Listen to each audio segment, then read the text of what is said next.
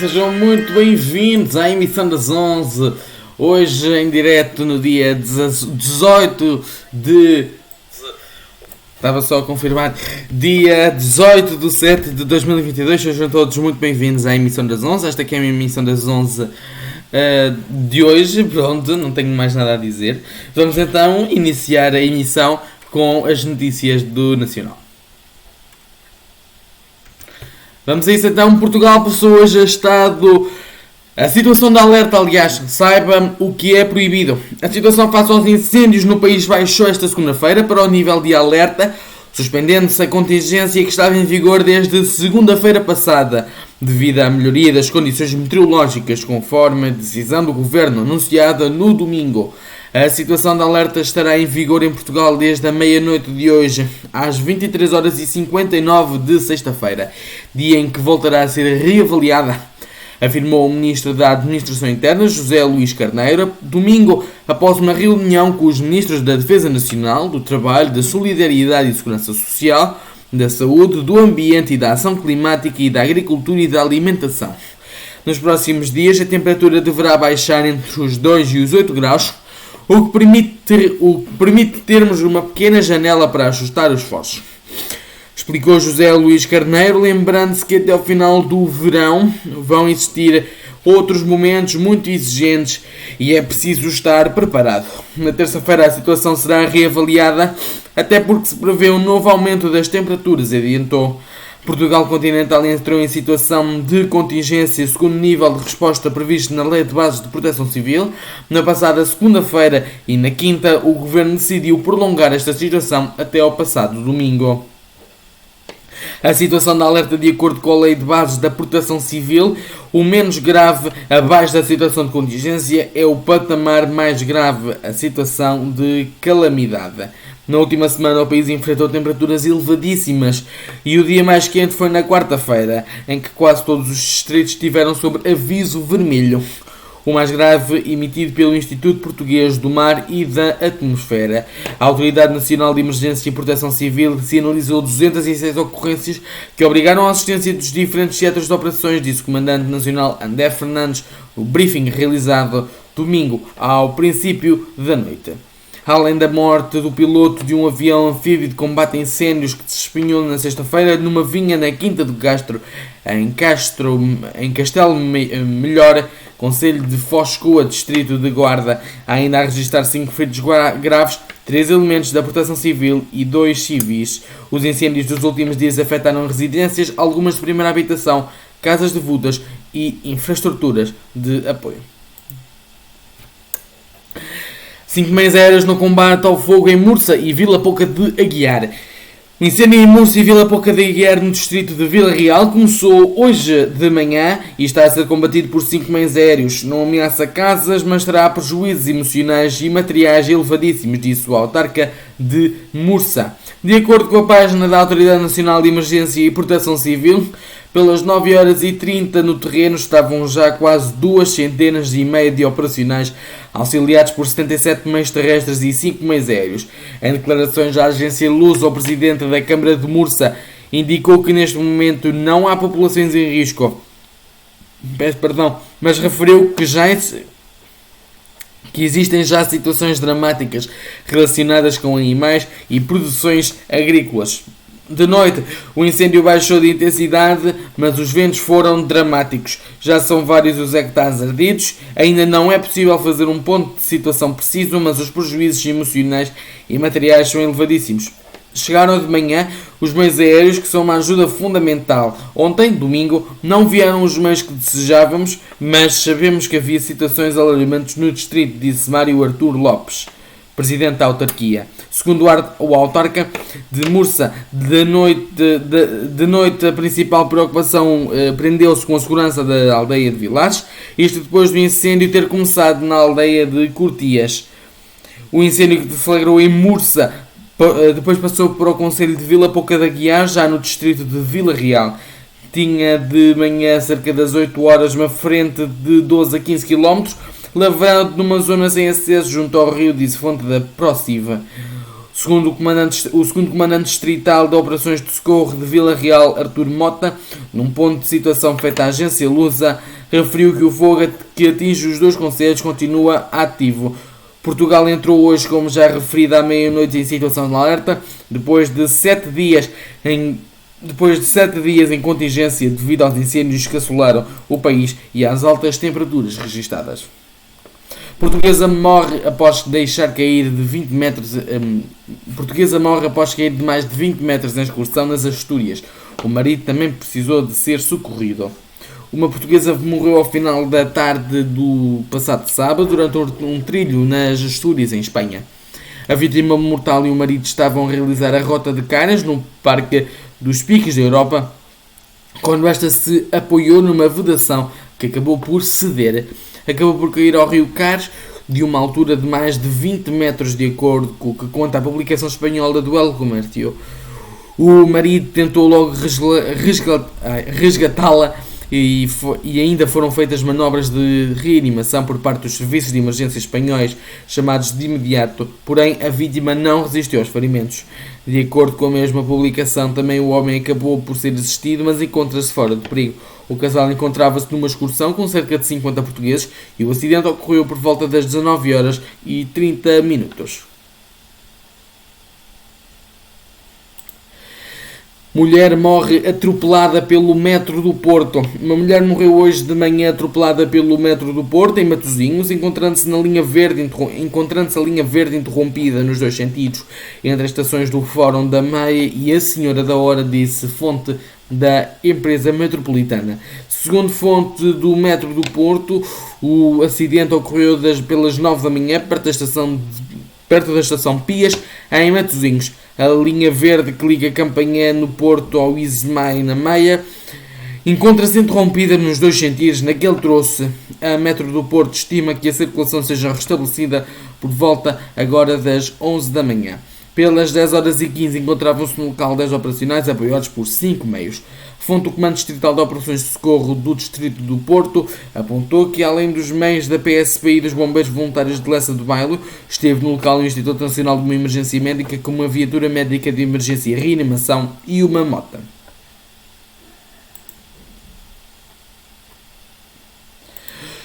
Universidade de Coimbra descobre caso de surdez com 100 mil anos. A análise do sistema auditivo de um fóssil com cerca de 100 mil anos levou a que cientistas da Universidade de Coimbra a descobrirem um dos mais antigos casos de surdez num ser humano. O fóssil em causa, encontrado há quase meio século em Marrocos, denominado Dar es Soltani IIH5, foi alvo de um estudo por parte dos investigadores da Universidade de Coimbra com recurso a um equipamento chamado micro-CT scan, também conhecido por microtomografia assistida por computador. É semelhante a um ataque de um hospital, mas com uma melhor resolução e que permite uma observação mais detalhada. A observação das micro-CT e a reconstrução 3D das três dimensões foram feitas com um software específico, disse citado numa nota daquela instituição. Dani Coutinho Nogueira, investigador do Centro de Investigação em Antropologia e Saúde da Faculdade de Ciências e Tecnologia da Universidade de Coimbra. Segundo o investigador do CIES e primeiro autor do artigo científico em paleoantropologia, o osso temporal, onde está alojado o sistema auditivo, é muito importante.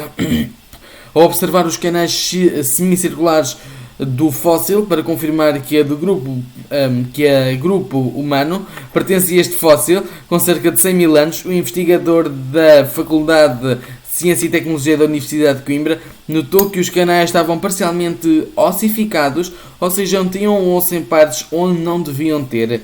O estudo revelou assim que o indivíduo sofria de labirintite ossifanes, uma doença que provoca a ossificação dos canais semicirculares e da cólica. Esta condição implica problemas de equilíbrio, tonturas, vertigens e perda de audição. Esta patologia é muito incapacitante para um caçador-recoletor, limitando a capacidade de caçar e encontrar alimentos, observou Dani Coutinho Nogueira.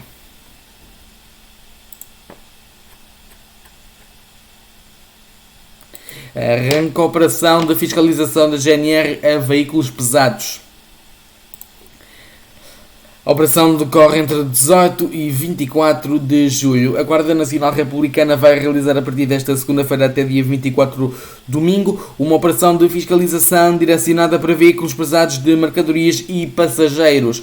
No período de 18 a 24 de julho, a GNR realiza uma operação de fiscalização seletiva de transportes rodoviários de mercadorias e de passageiros, orientando as ações de fiscalização para as vias mais críticas à sua responsabilidade e onde se verifiquem um maior volume de tráfego deste tipo de veículos, anunciou a GNR no Facebook, fonte que esta é uma operação denominada de Roll Poll SR Truck and Bus 2.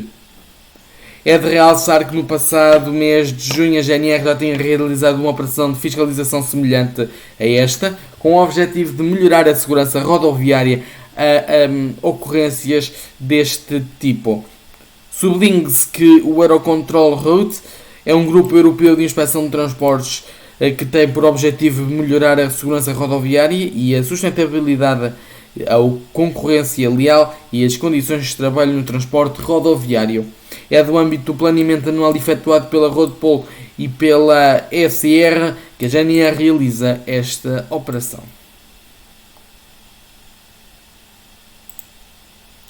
Madeira, explosão no edifício em Machico faz 2 mortos e 3 feridos. Um dos feridos está em estado grave. Uma explosão no edifício em Água Pena, em Machieno, na Madeira, na madrugada desta segunda-feira, provocou 2 mortos e 3 feridos, um deles em estado grave. A informação foi adiantada pela CMM, Câmara Municipal de Machico, que indicou através das redes sociais que a explosão ocorreu no edifício Machico Parque durante a madrugada. Segundo a mesma nota, foi disponibilizado apoio psicológico através do Gabinete Social para colaborar nestas situações de crise. A agência Lusa, o presidente daquela Câmara, Ricardo Franco, revelou que a explosão que ocorreu por volta das 4h05 foi provocada por uma fuga de gás e que as vítimas mortais são um homem e uma mulher cuja idade ainda não foi possível determinar. Que viviam em apartamentos contíguos.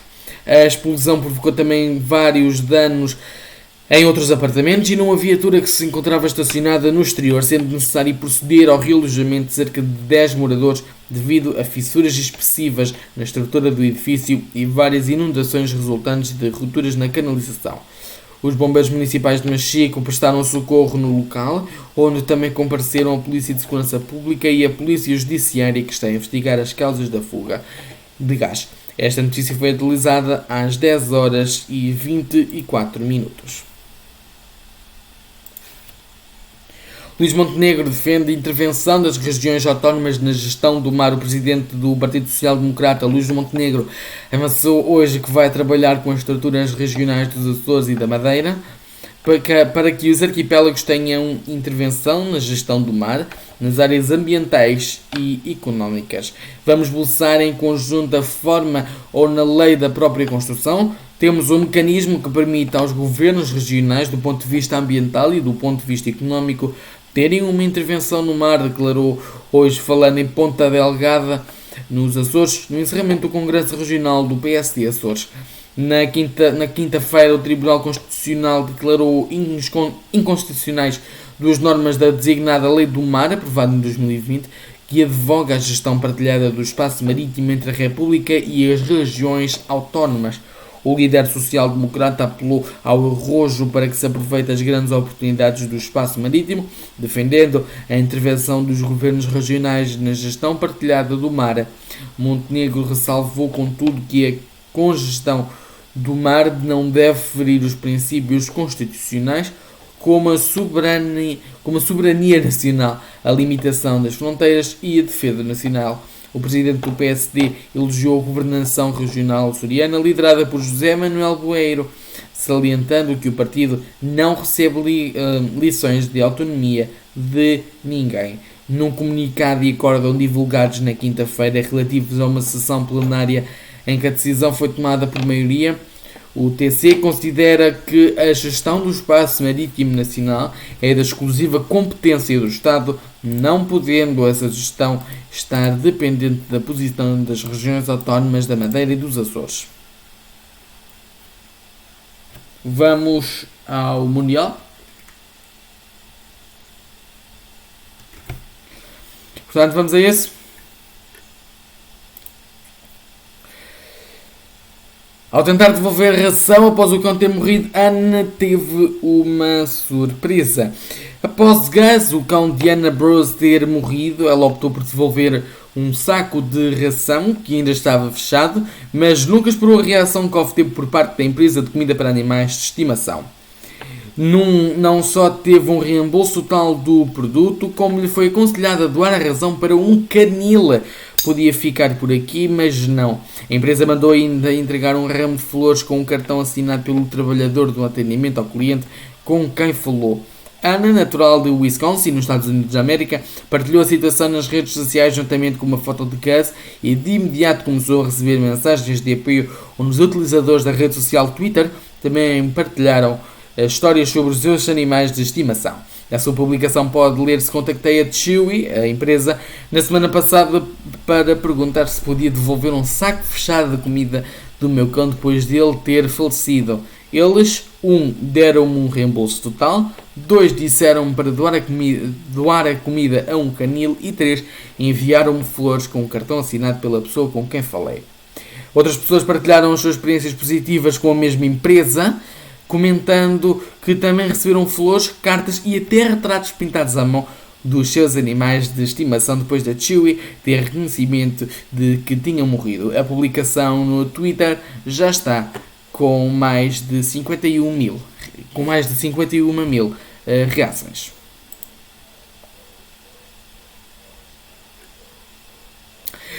Detida a jornalista russa que mostrou um cartaz contra a guerra na TV. A jornalista russa Marina Yozavinka, famosa por ter aparecido na televisão com um cartaz contra a ofensiva russa contra a Ucrânia, foi presa na Rússia, disse o seu advogado. A informação foi publicada por amigos na conta da jornalista no Telegram e mais tarde confirmada até pelo seu advogado em declarações à agência RIA Nosovich, dizendo desconhecer onde está a sua cliente. Na mensagem Telegram acompanhada por 3 votos, em que se vê a jornalista de 44 anos entrar por uma carrinha branca levada por 2 polícias. O advogado acrescentou que a detenção pode estar relacionada com uma maneira ou de outra com o protesto da jornalista em março deste ano. Em 14 de março, a jornalista, filha de pai ucraniano e mãe russa, entrou num estúdio de televisão durante o noticiário do Canal 1, mostrando atrás da pivô um cartaz com a mensagem "Não há guerra, ponham fim à guerra, não acreditem na propaganda, aqui estão a mentir-vos, russos contra a guerra". Em seguida foi detida pela polícia e posteriormente libertada. A jornalista deixou o canal de televisão a 17 de março por sua vontade, conforme declarou numa entrevista à emissora France 24. Em 20 de março, Marina voltou a apelar ao povo russo que denunciasse a ofensiva do exército de Moscou na Ucrânia. A jornalista defendeu que o povo russo é realmente contra a guerra, considerando que esta é a guerra de Putin, não a guerra popular russa. A 25 de março foi multada em 50 mil rublos, cerca de 460 euros, por descredibilizar as forças armadas russas. Ministro estónio diz que compra sistemas e armas põe nervosa à Rússia. A compra pela Estónia de sistemas de rockets de lançamento múltiplo de alta precisão aprovada pelos Estados Unidos dotará o país de uma capacidade de ataque defensivo e põe nervosa a vizinha russa, disse o Ministro da Defesa estónio. Em declarações aos mídias locais, Karl Lainet comentava a aprovação na passada sexta-feira por parte da Agência de Cooperação de Segurança e Departamento de Defesa dos Estados Unidos da venda à Estónia de 6 sistemas designados de High Mobility Artillery Rocket Systems e uma gama sofisticada de cargas de munição com um custo total de 500 milhões de dólares, cerca de 495 milhões e 600 mil euros. nas últimas semanas foram enviadas para a Ucrânia essas plataformas, tendo sido atribuída a este sistema a destruição de vários depósitos de munições russos com ataques de alta precisão. Segundo um comunicado do DSCA, as entregas previstas para a Estónia destes sistemas incluem 160 cargas com até 6 mísseis, alguns com alcance até 200 km e radares de precisão. De acordo com a imprensa estónia, os responsáveis da defesa pelo país esperam a entrega e instalação dos IGMAS estejam concluídas num período de máximo de 2 anos. Segundo o Departamento de Venda dos Estados Unidos, a empresa e o governo norte-americanos vão enviar 15 especialistas cada um para supervisionar a entrega e a formação e instalação destes sistemas na Estónia. Um homem foi expulso de um voo com destino a Portugal por demasiado entusiasmo. O homem foi detido. O homem foi expulso esta semana de um voo com destino a Portugal por estar demasiado entusiasmado por ir de férias. De acordo com a publicação do Manchester Evening News, o homem encontrava-se num voo que ia partir de Manchester, no Reino Unido, quando começou uma discussão violenta com um hospedeiro de bordo. Os polícias entraram no avião e pediram ao homem para sair. Ele protestou. Antes de se levantar, exigiu ao polícia que lhe levasse a sua bagagem, disse o procurador à publicação britânica. As autoridades conseguiram ver de imediato que o homem estava alcoolizado e um dos hospedeiros de bordo deu uma garrafa de vodka com 2/3 do líquido, continuou o responsável. Segundo contou a publicação, à saída do avião, o homem ainda empurrou um dos agentes que estava à sua frente, apressando: "Vamos lá, colega, vamos", disse, enquanto que era escoltado para o exterior. Os agentes pediram também ao amigo que o acompanhava e que não iam causar distúrbios para abandonar o voo. Todos os ocupantes do avião aplaudiram esta ação. Já no seu julgamento, Ashley Conchley declarou-se culpado e na defesa disse que pediu imensas desculpas pelo que aconteceu. Estava muito entusiasmado por ir de férias. Não fazia há 11 anos a agressão ao trabalhador de emergências. Foi um ato de imprudência e não a sua intenção. O réu estava bêbado e simplesmente muito entusiasmado. Explicam. O réu acabou por pagar uma multa de cerca 376 euros, cerca de 100 euros por custos judiciais, bem como cerca de 150 euros à vítima de agressão. Nos Estados Unidos da América, Uber processado por 550 mulheres devido a assédio sexual. Os casos apontam culpas aos condutores da empresa. A Uber está a ser alvo de um processo com o envolvimento de 550 mulheres de vários estados dos Estados Unidos, alegando terem sido assediadas, abordadas e atacadas por condutores da empresa, conta ao site CNET. Estes casos estão a ser representados pelo escritório de advogados Slater Schluman, o que está a avaliar outros 150 casos que se poderão em breve juntar a este processo. A violação é um crime horrível e levamos a sério, qualquer uma das denúncias. Apesar de atualmente não podermos comentar, continuamos a levar muito a sério o tema da segurança do nosso trabalho. Pode ler-se no comunicado da Uber.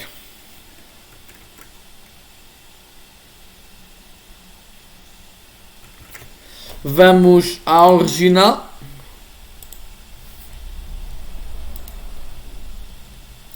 Ovar, Plano Ferroviário Nacional no debate de Aveiro Norte.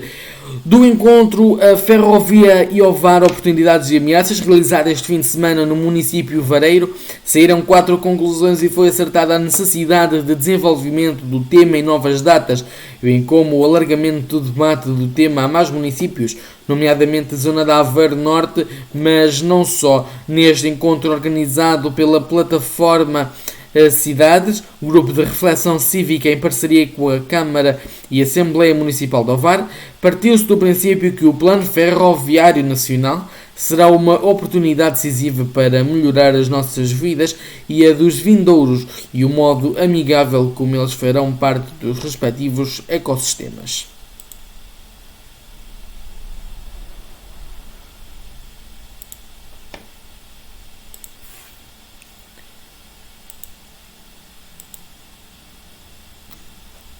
problemas, claro. Estamos a ver aqui.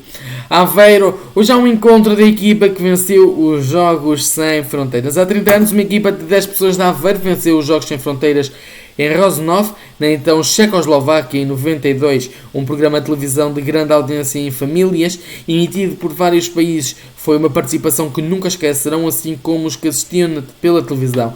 Também não. Fazendo as contas, os que viram na TV têm agora mais de 30 anos, ou seja, todos guardam uma recordação do que fazer e o que aconteceu, mas muito agradecem a prestação dos aveirenses. Um dia deram o melhor que tinham para trazer uma vitória dos Jogos. Os Jogos Sem Fronteiras foram um programa de entretenimento que tinha muito encontro entre países e culturas diferentes, mas também de competição. Há 30 anos o mundo iniciou uma fase de mudanças rápidas e o programa passou a fazer parte de um passado cuja ligação da audiência que manteve durante cerca de 20 anos será difícil de repetir.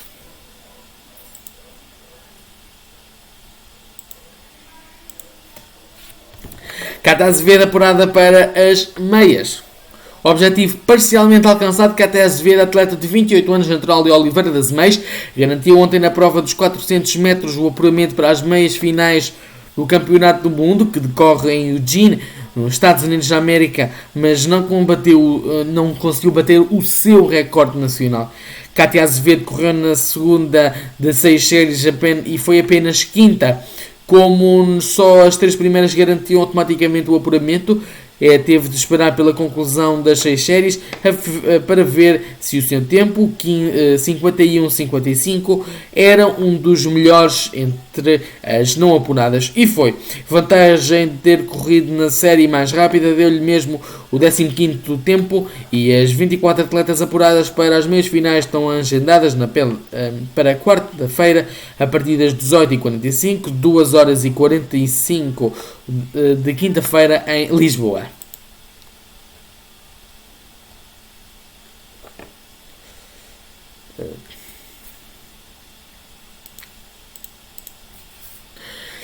Incêndios, mais de 80 concelhos e 10 distritos em perigo máximo. Mais de 80 concelhos e 10 distritos de Portugal continental apresentam hoje um perigo máximo de incêndio rural, segundo o Instituto Português do Mar e da Atmosfera. Em perigo estão mais de 80 concelhos e distritos de Porto, Vila Real, Bragança, Viseu, Guarda, Coimbra, Leiria, Santarém, Castelo Branco, Porto Alegre e Aveiro, e quase todos os concelhos dos 18 distritos apresentam um perigo máximo e muito elevado de incêndio rural. Simultaneamente, o Instituto Português do Mar e da Atmosfera colocou também o distrito de Bragança sobre aviso amarelo devido à persistência de valores elevados de temperatura máxima até às 21 horas de hoje.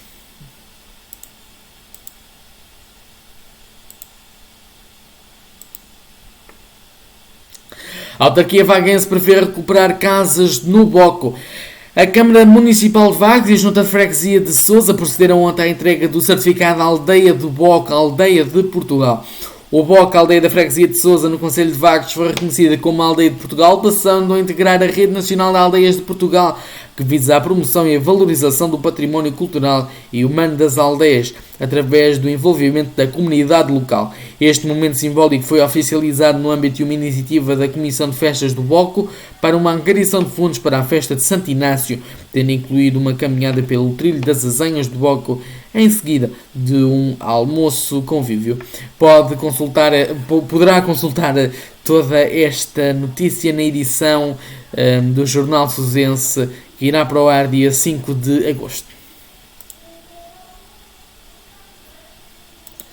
César Fontes vence na consagração de José Neves. César Fontes, ciclista da Kelly Simolds Udo, formação de Oliveira das Meias, venceu ontem a 4ª e última etapa do Grande Prémio de Ouro Internacional em Lamego, dia em que José Neves, embora tenha corrido sem colegas de equipa, todos suspensos, conseguiu segurar a camisola amarela, apesar de o ataque de António Carvalho, o da Aguadense Glass Drive Q8 Anticolor, que determinou na segunda posição. A última etapa de 148 km com início e fim em Lamego e um circuito final com 4 subidas na segunda categoria foi muito animada. Fuga contou com 15 ciclistas com António Carvalho, incluindo incluindo sendo que tinha partido com 15 segundos de desvantagem para o líder da corrida, José Neves. Para terminar, a Águeda apoia associações com mais de 200 mil euros. A Câmara Municipal de Águeda dá conta que atribuiu mais de 200 mil euros às coletividades culturais do Concelho, de acordo com a autarquia aguadense. Estas verbas decorrem de candidaturas apresentadas nas mesmas ao Programa de Apoio às Associações Sociais, Culturais, Recreativas e Juvenis do Concelho, sendo um contributo para o desenvolvimento das suas atividades para apoio às escolas artísticas ou para instrumentos e fardamentos, bem como para a execução de obras de beneficiação das instalações ou de outros apoios extraordinários. Esqueci-me do desporto, é verdade, esqueci-me do desporto, e vamos fazer isto agora muito rápido, porque já não temos muito tempo.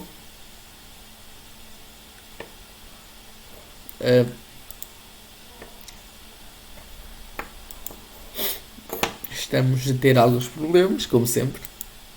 Não está a carregar a notícia, agora que não temos tempo. Não está a carregar a notícia. Mas isto é em direto, acontece tudo em direto, né?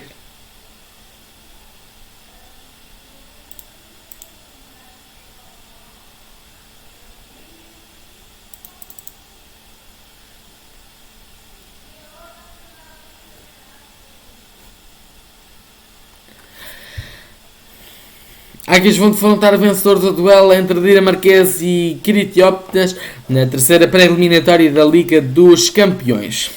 O Benfica conheceu esta segunda-feira o adversário que irá enfrentar na terceira pré-eliminatória da Liga dos Campeões. O sorteio realizado em Neon, na Suíça, ditou que as Águias vão defrontar o vencedor do duelo entre os dinamarqueses do Midtjylland e os Critiópitas do AEK Lamarca. Peço perdão. Os dois conjuntos terão de medir forças entre os dois jogos e só um deles poderá seguir em frente para depois enfrentar o Benfica na ronda seguinte.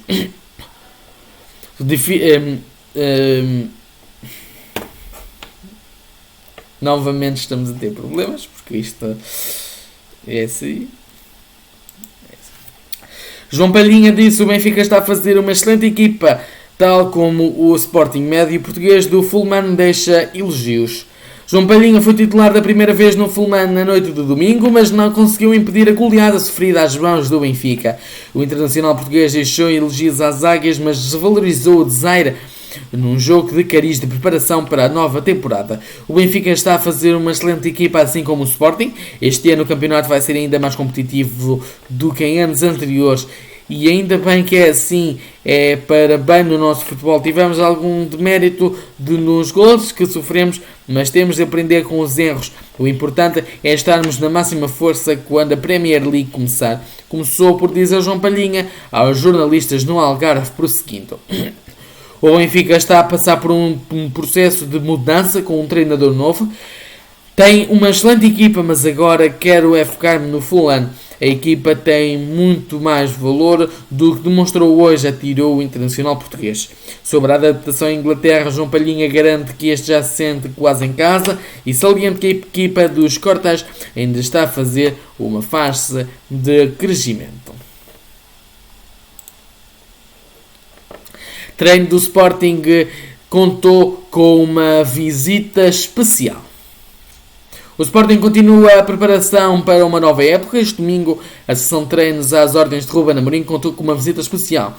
Dezenas de crianças da instituição Calças estiveram presentes no treino e tiveram a oportunidade de cumprimentar os jogadores dos Leões. Confira o vídeo nas redes sociais leoninas.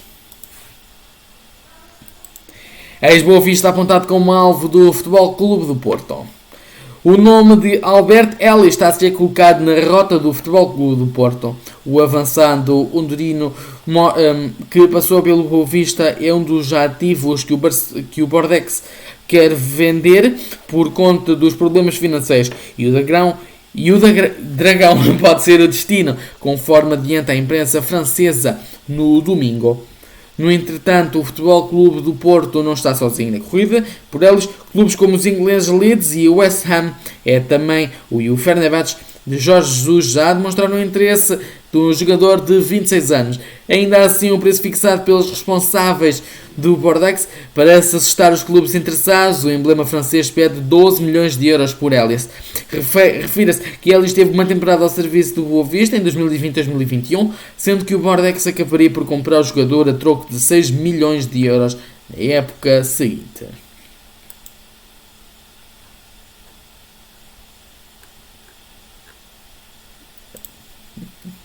Cristiano Ronaldo convenceu Diego Simeone, dizem em Espanha. Atlético de Madrid pode ser a solução para o futuro do craque português.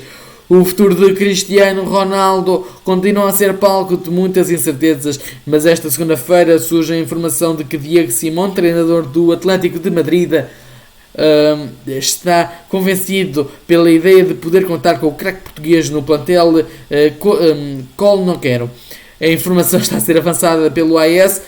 Há em plena primeira página que adianta, porém, que o Atlético de Madrid precisa, em primeiro lugar, de fazer algumas vendas para ter a liquidez necessária para assegurar a contratação de Cristiano Ronaldo.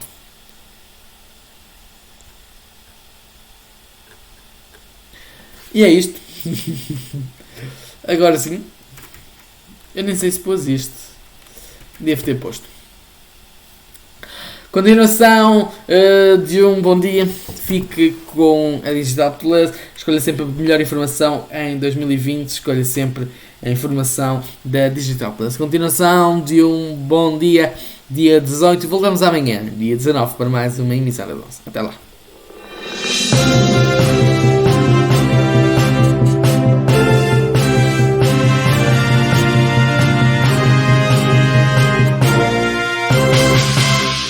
Portugal chama. Tenha cuidado.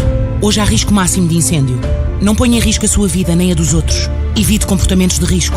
Se vir algum comportamento perigoso, ligue 112. Saiba mais através do 808 200 520 ou em portugalchama.pt.